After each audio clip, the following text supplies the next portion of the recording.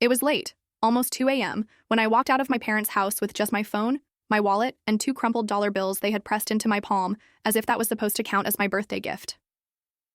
An hour earlier, I had stood in the driveway watching them wheel out a brand new BMW with a giant red bow, everyone cheering as my sister squealed and hugged them. The cameras were out, champagne was popped, and neighbors peeked over their fences at the spectacle. I was standing in the corner, clapping softly, pretending not to feel invisible. That's how it always went in our family. My sister was the golden child, straight A's, perfect hair, the one my mom called our princess. I was the other one. Not a failure, not a disaster, but just extra. The one who never deserved more than scraps. They didn't even notice. When I slipped away early from the celebration, sat alone in my room, and stared at the $2 like they were some sick joke. $2. The kind of money you give a little kid for candy, not your grown daughter who had been paying half the rent since she was 19. But the cruelest part wasn't even the money. It was the way they laughed when I hesitated. My dad actually smirked as if to say, "Don't act surprised, you know your place." That smirk followed me into the silence of my room, and I knew something had broken. I packed my small overnight bag with clothes, grabbed my phone charger, and walked out without saying goodbye. On the porch, I blocked them on every platform, calls, texts, even Facebook, my hands shaking but steady at the same time. For the first time in years, I felt like I was in control. Walking down the quiet street, the night air biting at my skin, I thought about every birthday, every Christmas, every family dinner where I had been the afterthought. How my sister got the car, the trips, the diamond earrings, while I got polite smiles and used gift cards.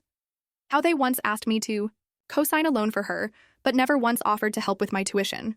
How, when I finally saved up for a used car, my dad mocked it in front of relatives, saying it looked like a tin can on wheels. I remembered all of it, and with every step, the weight lifted a little. I didn't know where I was going exactly, but I knew I was done being their backup plan, their scapegoat, their forgotten daughter. Tonight wasn't just about a BMW or $2. It was about drawing a line in the sand at last. I kept walking until the glow of their porch light disappeared behind me, and in the silence, all the years of quiet humiliation started replaying in my head like a movie I didn't want to watch, but couldn't turn off. When I was 14, my sister got a sweet 16 party planned 2 years in advance, with a rented hall and a DJ.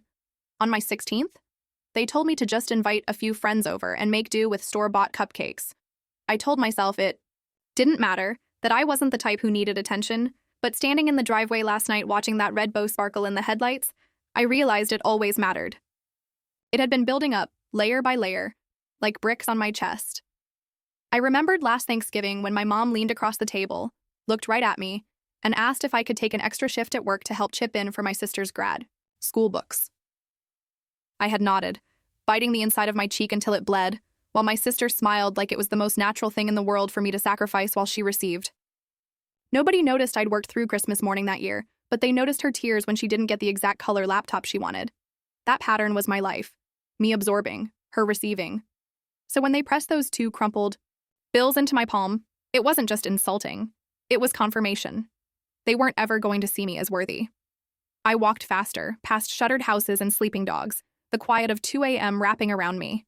My phone buzzed once, and for a second I thought maybe it was them apologizing, but when I looked, it was just a work email. The apology was never going to come, and I finally believed that. That's when the tears started, but not the kind I was used to. The quiet, embarrassed ones in the bathroom. These were hot, angry tears that burned on my face and made me keep moving because stopping meant drowning in them. I didn't want pity anymore. I wanted freedom. So I kept walking, and with every step I blocked another memory. The Christmas they forgot me, the birthday they forgot me, the dozens of times they made it clear my role was to support, not to shine. And for the first time in my life, I felt like I was finally quitting a game that had been rigged from the start. By the time I reached the end of the street, my hands were cold, but my chest felt strangely light, like the air was clearer without their weight pressing down on me. I thought back to when I got my first job at 19, waitressing double shifts, saving every dollar for community college.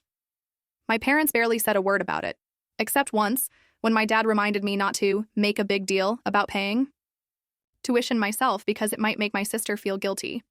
She never had to feel guilty, though. She had their support, their pride, their endless applause. When she got her driver's license, they gifted her a used Honda as a starter car. When I got mine, my dad tossed me the keys to his old truck with bald tires and said, "Don't wreck it. I still need it on weekends." I drove it until it literally died on the side of the road, and when I scraped together enough money to buy myself a 10-year-old Toyota, my mom called it cute, the way you'd describe a dog trick. But what broke me most wasn't the cars or the money. It was the way they looked at me, like I was expected to accept being second place forever, like my worth was capped before I even had a chance to prove otherwise. Walking under the flickering street lights, I felt the final snap of whatever invisible rope had tied me to them. I didn't owe them my silence anymore. I didn't owe them my forgiveness. And I sure as hell didn't owe them my presence at the next birthday, holiday, or family gathering where I'd be expected to clap for my sister while pretending not to notice my own emptiness. I stopped under a tree, leaned against the rough bark, and breathed in the cool night. Somewhere inside me, I knew this wasn't just about running away for a night. It was about never going back. I pulled up the rideshare app on my phone, thumb hovering, then realized I didn't even want to spend a cent of my own money to rush this moment. I wanted to feel every second of walking away, step by step, until there was no return path visible behind me. The road stretched out in front of me, empty except for the hum of a distant highway, and I thought about how many years I'd swallowed my anger just to keep the peace. I remembered the night of my high school graduation when everyone rushed to take photos with my sister in her cheer uniform, calling her the pride of the family, while I stood in my cap and gown holding my diploma like it didn't even matter. My grandmother had pressed a folded $20 bill into my hand that night, whispering, "Don't let them make you small." But even she had stopped standing up for me after a while.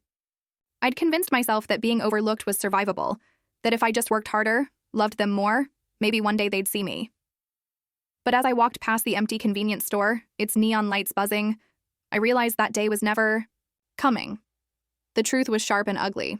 They didn't want to see me. I was useful as a helper, a worker, a background character in my sister's spotlight, but never as myself. That realization should have crushed me, but instead, it fueled me. I thought about the text thread with my sister from last month, where she casually asked if I could cover the insurance payment on her car because she was saving for something big. That something big turned out to be the BMW with the red bow gleaming in the driveway while I clutched 2 crumpled bills. My stomach twisted at the memory, but instead of breaking, it hardened into resolve. I would never again pay her bills, never again clean up her messes, never again sit quietly while they reminded me of my duty as the older sibling. No more. I stopped at a bus stop, the timetable too faded to read, but I sat down anyway, feeling the cold metal bench beneath me, and let the silence settle. I was exhausted, but it wasn't the kind of exhaustion that made me want to sleep. It was the kind that comes after a battle, when the armor finally comes off. For the first time in years, the fight wasn't about proving myself to them. It was about saving myself from them. I sat on that bus stop bench, watching the occasional car flash by, and the night felt like a stage reset after a long, brutal play. I kept replaying every moment where I'd been the fallback option. Like the time I worked 2 jobs to help cover our rent when my dad's hours got cut, only for him to later brag to the neighbors about how our youngest daughter had taken on extra tutoring hours to support the family. My contribution was erased before the words even left his mouth. Or when I spent nights helping my mom with endless paperwork for her job because she hated dealing with computers, only for her to post online about how grateful she was to my sister for being so tech-savvy. I had trained myself not to flinch when those things happened, but they stacked inside me like stones, one on top of another, and the BMW was the stone that finally toppled the pile. I could still see my sister's smile, wide and perfect, the kind of smile that said she believed she deserved every bit of it. Maybe she did, in their eyes. But what about me? I had done everything right, worked hard, stayed out of trouble, paid my way. And still, I was rewarded with $2 and a smirk. The injustice was so loud in my head I almost laughed because it wasn't even subtle. It was deliberate. They wanted me to know my place. But the thing about places is, you can leave them. My phone lit up with missed calls, but I didn't even bother to check. I knew what they would say. They'd scold me for being dramatic, remind me that family is everything, try to reel me back in with guilt and half apologies. But family isn't everything when it feels like a cage. I tilted my head back against the cold glass of the shelter and whispered to myself, "You're done." Saying it out loud made it real. I wasn't the forgotten daughter anymore. I was the daughter who left. The night was quiet, except for the sound of my own breathing. And as I sat there, I realized how strange it felt to have no plan, no destination, just freedom.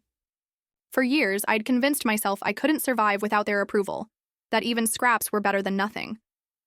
But sitting under the dull streetlight at that bus stop, I felt something different, like a door had slammed shut behind me, and for once I wasn't afraid. I thought back to all the little humiliations I'd swallowed. The Christmas my sister unwrapped diamond earrings while I got a knockoff scarf, the family vacations where I was asked to stay home and hold down the fort, the countless birthdays when they forgot until dinner time.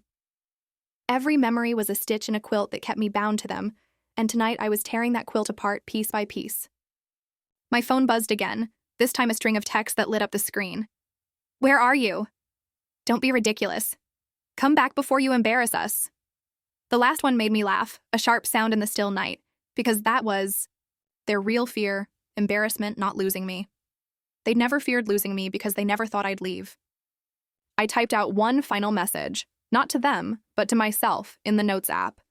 "You deserve better. You always did." Then I turned the phone off completely.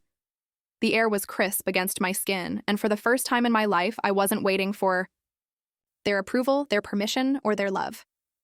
I was giving myself permission to exist on my own terms. And in that silence, at 2:47 a.m., I felt a calm stronger than any applause or pat on the head they could have ever given me. When I finally stood up from that bus stop, I felt taller, not because anything had changed physically, but because I wasn't carrying their weight anymore. I walked toward the main road where the glow of a 24-hour diner cut through the night, its neon sign buzzing faintly. My stomach twisted, not from hunger, but from the adrenaline of finally doing something irreversible. The diner was mostly empty, just a trucker hunched over his coffee and a waitress wiping down tables. I slid into a booth by the window, the kind of cracked vinyl seat that stuck to your legs, and ordered nothing but water. Sitting there, I opened my bag and pulled out the 2 crumpled dollar bills. I laid them flat on the table, staring at them, like they were evidence from a crime scene. Because in a way, they were. Proof of years of favoritism, of being overlooked, of being treated like I should be grateful for crumbs while my sister feasted. Those $2 told the entire story. My mind drifted back to when I was 13 and had saved up chore money to buy my dad a watch for Father's Day. I remember presenting it to him nervously, excited to finally give something instead of just being the one who received. He opened it, forced a half smile, and said, "You shouldn't have wasted your money." That same day, my sister handed him a handmade card, and he hugged her like she'd given him gold. That moment branded itself into me, and sitting in that booth years later, I finally recognized the pattern. No matter what I gave, it was never enough, and no matter what she gave, it was celebrated. My whole life had been a test I was doomed to fail. The waitress refilled my glass, and for a moment I almost wanted to tell her everything, to spill years of pain to a stranger, but instead I just smiled faintly and said, "Thank you." Because this was my burden to set down, not hers to carry. I pulled out my phone again, not to check their messages, but to search apartments in another city. I didn't know where I'd end up. Maybe a studio with peeling paint, maybe a shared place with strangers. But it didn't matter. What mattered was that it would be mine. My own space, my own life, no red bows or staged celebrations. I scrolled through listings, the glowing screen reflecting off the glass of water, and it hit me that this was the first time in my life I was imagining a future that didn't include them. The idea scared me, but it also thrilled me.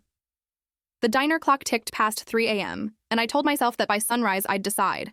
I'd leave not just the house, not just the neighborhood, but the entire narrative they'd written for me. And for once, I would be the author. The longer I sat in that booth, the clearer everything became, like the fog of years was lifting all at once. I kept tracing the edges of those 2 bills on the table, remembering all the ways my parents had disguised cruelty as normalcy. When my sister failed a class in college, they paid for a private tutor and told everyone she was just under a lot of pressure. When I got a 4.0 GPA while working nights to afford tuition, they didn't even mention it at dinner. I thought about the time my mom pulled me aside after church, asking me to lend my sister money for her emergency expenses. That emergency had turned out to be a designer purse, one she later flaunted online with the caption, "My parents spoil me too much." I had stared at that photo until my eyes blurred, wondering if anyone else noticed the truth, that my sister was being carried, while I was the one carrying them all. In that booth, with the hum of fluorescent lights above me and the faint clink of dishes in the kitchen, I realized I wasn't just angry anymore. I was done. Entirely, completely done. I wasn't going to be the background character in their golden child story another day. And it wasn't just about blocking their numbers. It was about blocking the version of myself they had built. The quiet daughter, the useful daughter, the invisible daughter. That girl was gone the moment they pressed $2 crumpled into my palm and thought it was enough. I took out my phone again, not to scroll aimlessly this time, but to make moves. I pulled up job listings in cities hours away, looking at positions I wasn't even sure I was qualified for but was willing to try. I Googled bus tickets and rental options, every click like a small act of rebellion, and with each search I felt the weight of their control loosening. The waitress came back with a refill, eyeing the bills spread out on the table. "That's not much," she said softly, almost to herself. I looked up at her, and for the first time in years, I didn't feel embarrassed. I smiled and said, "It's more than enough to leave." She nodded slowly, like she understood more than she let on, and walked away. That moment was tiny, but it anchored me. Maybe I didn't have much. Maybe I didn't have a plan, but I had my will. And that was something they could never take away. I tucked the $2 back into my wallet, not as money, but as a reminder. A reminder of the exact night I stopped being their shadow and chose to stand in my own light. By the time the diner clock struck 4 a.m., I was already picturing myself, stepping off a bus in a new city, breathing air that wasn't tainted by their expectations. And for the first time in my life, the thought didn't scare me. It set me free. By the time dawn crept into the sky, the diner's windows glowed pale blue, and I realized I hadn't slept a minute, but I didn't feel tired. I felt awake in a way I never had before. I paid for my water, left a tip that was more than the bill itself, and stepped outside into the chill of early morning. The streets were empty except for delivery trucks and joggers, people who belonged to a rhythm I had never known, the rhythm of people who weren't trapped in someone else's story. I pulled my jacket tighter and walked toward the bus station, every step heavier with finality but lighter with freedom. At the ticket counter, I asked the man what was leaving soonest, not even caring about the destination. "There's a bus in 40 minutes headed 3 states over," he said, barely looking at me. Perfect. I bought the ticket with shaking hands, and when he handed it back, it felt like a key, like I was unlocking a door that had been sealed, shut my entire life. While waiting, I sat on a metal bench surrounded by strangers, some clutching backpacks, some holding crying babies, all of them carrying pieces of their own stories. For once, mine didn't feel smaller than theirs. I opened my phone again, half expecting to see dozens of missed calls, but there was nothing. That emptiness told me more than any message could have. They weren't worried about me, they were angry at me, and I realized I was fine with that. Let them be angry. Let them gossip about how ungrateful I was, how dramatic I had always been. Let them tell the world I'd abandoned them. Because the truth was simpler. I had finally abandoned the role they had forced me into. When the bus arrived, with its engine rumbling and doors hissing open, I climbed aboard, carrying nothing but my overnight bag and the $2 crumpled tucked away in my wallet. As I sank into the seat, the fabric scratchy under my palms, I stared out the window at the town I was leaving behind. The same streets where I had been invisible, the same house where I had been treated like an obligation, the same family that had taught me I would never be enough. And with each passing block, as the bus pulled away from the life I no longer wanted, I whispered to myself, "I am enough. I always was." The words weren't loud, but they echoed inside me, stronger than any applause or approval they had withheld. For the first time, I wasn't waiting for anyone to hand me my worth. I had claimed it. The bus rolled out of town, past the same gas stations and strip malls I'd known my whole life, but through the glass they looked smaller, like props in a play I'd finally walked off stage from. My phone sat silent in my lap, and instead of dread, I felt peace. No buzzing notifications, no guilt-ridden demands, no constant reminder that I was failing some invisible test. Just silence, and the hum of the engine carrying me farther with each mile. As the sun rose higher, the highway opened wide, fields stretching on both sides, golden in the morning light. I leaned my head against the window and closed my eyes, letting the rhythm of the road settle into me. For once, my thoughts weren't about how to fix things for other people, but about what I wanted, Maybe I'd find a job waiting tables in a new city. Maybe I'd rent a room in a house where no one knew my name. Maybe I'd start over completely. The details didn't matter as much as the fact that every possibility belonged to me. I remembered my sister's face, glowing in the reflection of that BMW's polished hood, my parents beaming as though they had won some prize. For years, I had begged silently for a scrap of that pride, but now I understood. Chasing it was like running toward a mirage. The pride I wanted was mine to create. They had their red bow, their perfect daughter, their smug smiles. I had a bus seat, a half-empty wallet, and a chance at freedom. And somehow that felt like more. I reached into my bag, pulled out a notebook I'd thrown in at the last second, and on the first page I wrote, "This is the day I started living for myself." I pressed the pen so hard the words carved into the paper. Looking at them, I felt steadier than I ever had in my parents' house. The bus sped on, the past shrinking behind me with every mile, and though I had no map for the future, I finally trusted myself enough to know I'd find the way.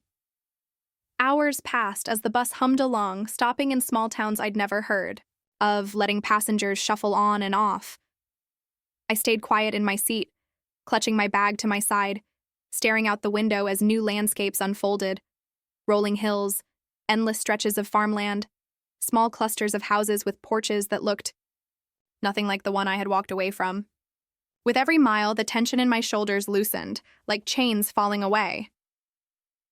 For the first time in years, I didn't feel like I owed anyone an explanation. I didn't have to justify why I left, or why $2 had been the breaking point, when it was never just about the $2. It was about the years of being overlooked, dismissed, treated as though I existed only to serve. Somewhere around noon, when the bus stopped at a larger terminal, I stepped off to stretch my legs. The air smelled different, cleaner, lighter somehow, and the chatter of strangers surrounded me. None of them knew me as the other daughter. None of them carried expectations on their faces. I bought a sandwich from a vending machine, with the last of my change, and sat on a bench, chewing slowly, thinking about how strange it felt to eat without guilt. Back home, even meals were lopsided. My sister's favorite foods were always stocked in the fridge, imported chocolates, special desserts. Mine? If I wanted something, I had to buy it myself and hear my parents sigh about unnecessary expenses. I swallowed the last bite and felt the weight of that memory dissolve. It wasn't about food, it was about never being chosen. And here I was, choosing myself.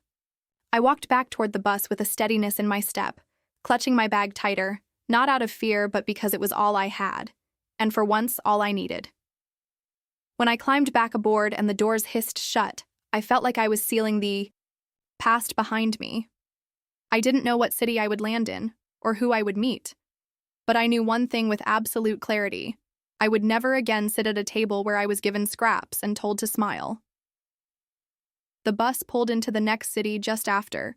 Sunset, the sky streaked orange and purple, and as the engine slowed, so did the rush inside me. I stepped off onto the cracked pavement of the terminal, the air heavy with the scent of gasoline and fried food from the nearby stalls. For the first time all day, I felt the exhaustion catch up to me, but instead of dragging me down, it felt earned, like the ache after finishing a race you never thought you'd complete. I slung my bag over my shoulder and walked into the terminal, scanning the crowd. Families reunited with hugs, college kids dragging oversized suitcases, a man asleep against the wall with his hat pulled low. And me, a girl with nothing but a backpack and $2 tucked into her wallet, standing at the edge of her old life. I found a corner seat, sat down, and pulled out my phone again. My thumb hovered over the power button, wondering if I should turn it on, see what storm of messages waited. But I didn't. For the first time, I didn't feel the need to know. Their words couldn't touch me here. Instead, I opened a map app, zooming in on neighborhoods I'd never set foot in before. Studio apartments with peeling paint and leaky faucets looked like mansions compared to the room I'd been boxed into back home. A part of me wanted to cry, not from sadness, but from the sharp, almost painful relief of being out. I thought of my sister at that exact moment, probably posing in her new car, uploading a picture with hashtags about blessings and gratitude. My parents, smiling behind her, soaking in the reflected glow. But none of that glow had ever been for Me, and now I understood why. It wasn't mine to chase, it was theirs to keep. What I had now was rawer, smaller, but more real. Freedom wasn't a BMW with a bow. It was a bus ticket and a notebook page that said I was starting over. As the evening crowd thinned, I leaned back, watching the city lights flicker on one by one. I felt alone, but it wasn't loneliness, it was possibility. A clean slate stretched in front of me, and for once I wasn't afraid to fill it with my own story. I checked into the cheapest motel I could find near the terminal, the kind with buzzing fluorescent lights and a stiff bedspread that smelled faintly of bleach. The room was small, with peeling wallpaper and a single window that overlooked a parking lot, but to me it felt like a palace. No voices shouting from the kitchen, no footsteps in the hall that made me brace for disappointment. Just silence, mine to fill or leave empty. I dropped my bag on the floor, sat cross-legged on the bed, and pulled the notebook back out. For years I had written lists in secret, budgets, chores, favors I owed, pages filled with responsibilities that were never mine to carry. Tonight I wrote something different. I wrote dreams, even the fragile ones I'd been too embarrassed to admit. Traveling somewhere coastal, starting classes again, learning photography, maybe even writing my own story one day. Each word felt like breathing for the first time. I remembered nights back home when my sister would flaunt her plans for Europe while my parents encouraged her, clapping like an audience. When I once mentioned wanting to take a writing course, my dad had chuckled, saying, "Don't waste your time, that won't pay bills." I had believed him for too long. But sitting on that sagging motel bed, pen in hand, I realized bills weren't the only measure of a life. Joy was too, and I had been starved of it. I glanced at the $2 bills in my wallet again, this time not with shame, but with defiance. They were proof of everything I was walking away from, and proof of everything I would build on my own. I set them on the nightstand, like a reminder that this new chapter had a starting point, and it began here. Curling under the stiff covers, I whispered to myself, "You're free," letting the words hang in the dark room until sleep finally pulled me under. Morning light spilled through the thin motel curtains, painting the room in stripes of pale gold. I woke up with a heaviness in my body but a sharp clarity in my mind. For the first time in years, I hadn't woken to the sound of someone calling my name, asking me to run an errand, to cover for something, to sacrifice a piece of myself for someone else's comfort. The silence was mine, and it felt sacred. I got up, showered in lukewarm water, and dressed in the same clothes from yesterday. When I looked in the streaked bathroom mirror, I barely recognized the girl staring back, tired eyes, hair tangled from sleep, but behind all that was something new: steadiness. I grabbed my notebook again and sat by the window, staring down at the parking lot below as I scribbled plans. Not fantasies this time, but steps. Find work, even if it's small. Save. Apply for apartments. Enroll in one online class, just one. Something for me. They sounded simple, almost laughably small, but each step felt like a rebellion. Because every goal I set now wasn't about proving myself to them, it was about building a life for me. I thought about how my parents might be spinning the story back home, maybe telling relatives I'd overreacted or stormed off in a mood. They would leave out the BMW, the bow, the $2 insult. They always left out the details that exposed the truth. And for once, I didn't care. Let them tell their version. I had my own now. I packed my bag again, slung it over my shoulder, and checked out of the motel. The clerk barely looked at me, just handed me a receipt, and I smiled because anonymity felt like freedom. Outside, the air was brisk, alive with the sounds of a city I didn't know but wanted to claim piece by piece. I walked with no clear destination, past coffee shops and bookstores and people rushing to work, and for once I didn't feel small among them. I was just another person, free to be seen or unseen on my own terms. And as the sun climbed higher, I felt a calm certainty settle in me. I had already survived the worst, being invisible in the place I was supposed to be loved. Everything after this was mine to shape. By midday, I found myself standing in front of a cafe with a handwritten sign in the window, "Help wanted. Barista, no experience necessary." I stared at it for a long moment, my heart pounding. Back home, any job I got was always treated like a temporary placeholder until my sister needed something more important. But here, this could be the start of something. Small, maybe, but mine. I pushed open the door, the bell jingling overhead, and was greeted by the smell of roasted coffee beans and the hiss of the espresso machine. The manager, a woman with streaks of gray in her ponytail and kind eyes, handed me an application form without a second thought. I sat at a corner table, filling it out with steady hands, and for the first time in forever, I didn't write my family's number down as my emergency contact. I wrote my own. When I slid the paper back, the manager glanced at me and said, "Can you start tomorrow?" My throat tightened, and I nodded. Walking out with that promise in my pocket felt better than any red bow or stage celebration ever could. I wandered the streets afterward, letting myself get lost, mapping the city in my head, the park with benches under wide trees, the bookstore with a display of journals in the window, the bus stop that could carry me anywhere. Each landmark was a reminder that I belonged here simply because I chose to. That night, back in the same motel room, I lay awake staring at the ceiling, and for once the buzzing neon outside didn't bother me. I thought about my parents, my sister, the endless cycle of being overlooked.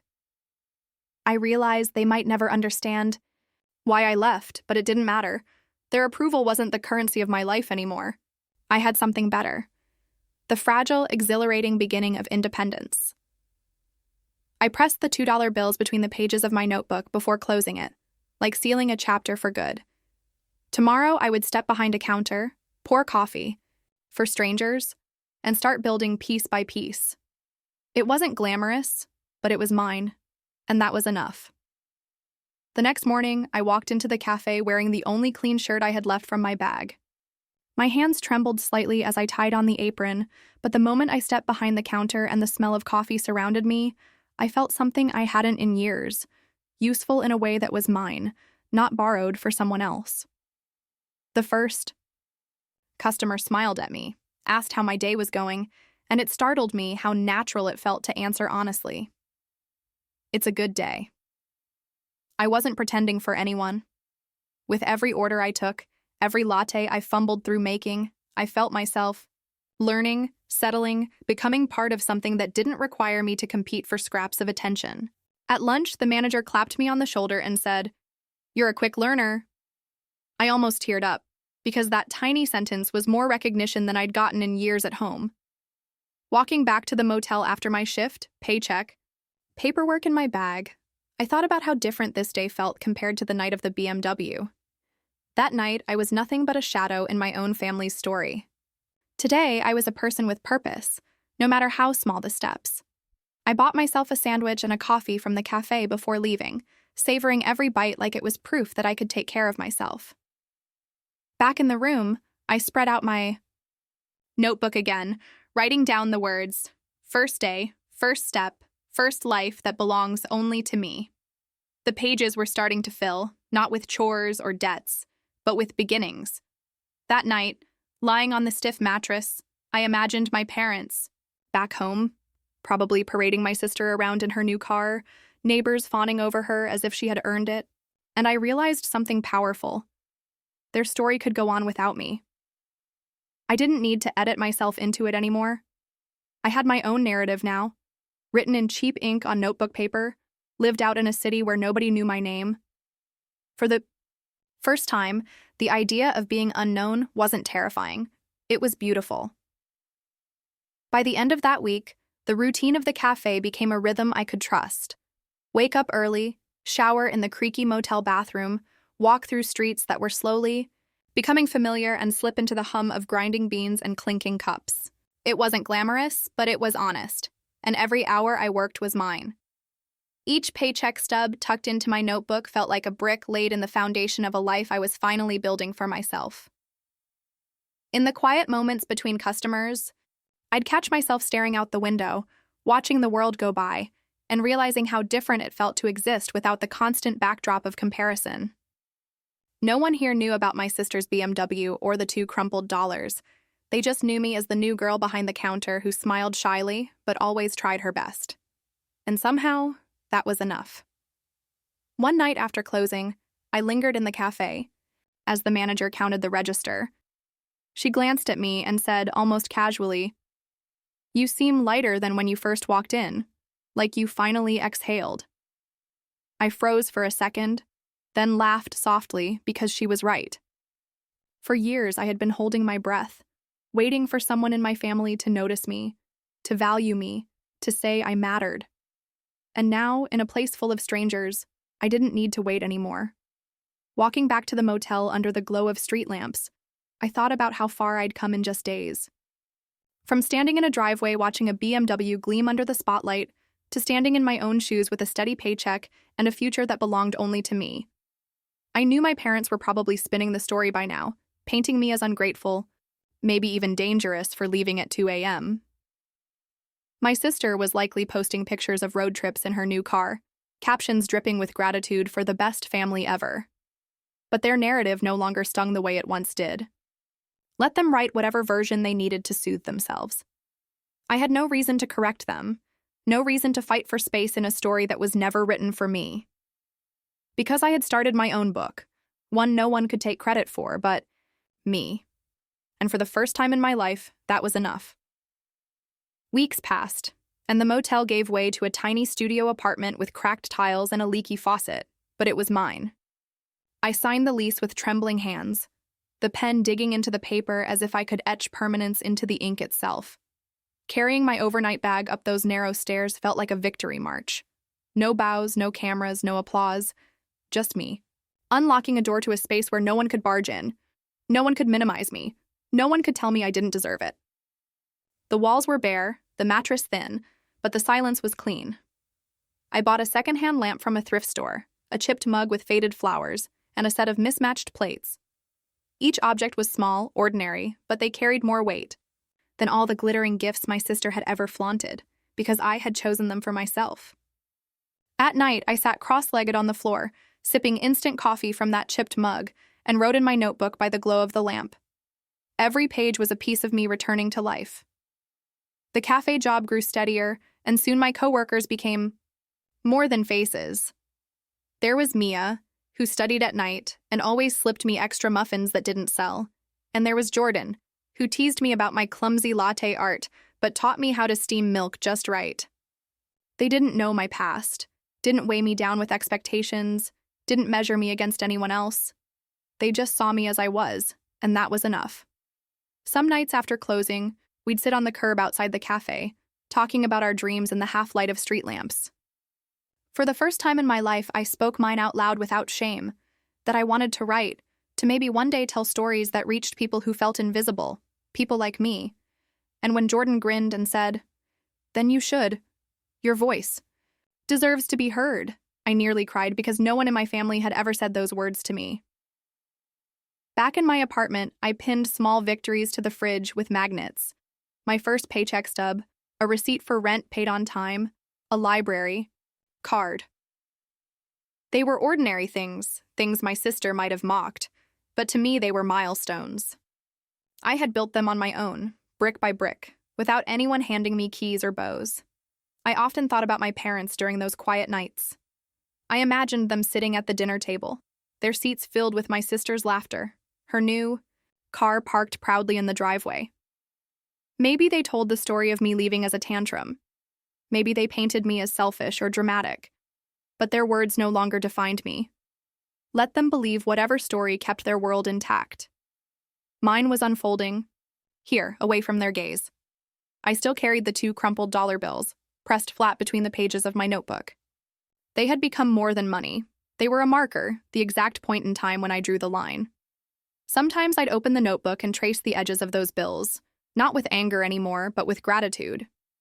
Because those $2 had set me free. They had shown me my worth was never going to be handed to me wrapped in a bow. It was something I had to claim for myself. Months slipped into a year, and with every page I wrote, every shift I worked, every meal I cooked for myself, in that tiny kitchen, I stitched a new life together. It wasn't easy.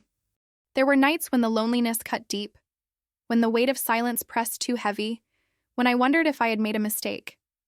But then I'd remind myself of that driveway, of the red bow, of the smirk on my father's face as he pressed $2 into my hand, and the doubt dissolved, replaced by resolve. Leaving wasn't the mistake. Staying would have been. I never unblocked them. Not because I hated them, but because I loved myself too much to let them back in. The girl who once stood in the shadows clapping for someone else's spotlight was gone. In her place was a woman who had walked away at 2 a.m. and never looked back. A woman who built her own life out of cracked tiles, chipped mugs, and hard-won freedom. A woman who learned that sometimes the greatest gift isn't wrapped in ribbons. It's the moment you finally decide you deserve better. So when people ask me about my family now, I smile softly and say, I chose myself. And that's the truth. I may not have their applause or their approval, but I have something they never gave me: peace. And in the quiet of my little apartment, with the city buzzing outside my window and the future wide open ahead of me, that peace feels louder than any cheer, stronger than any bow, and brighter than any BMW ever could.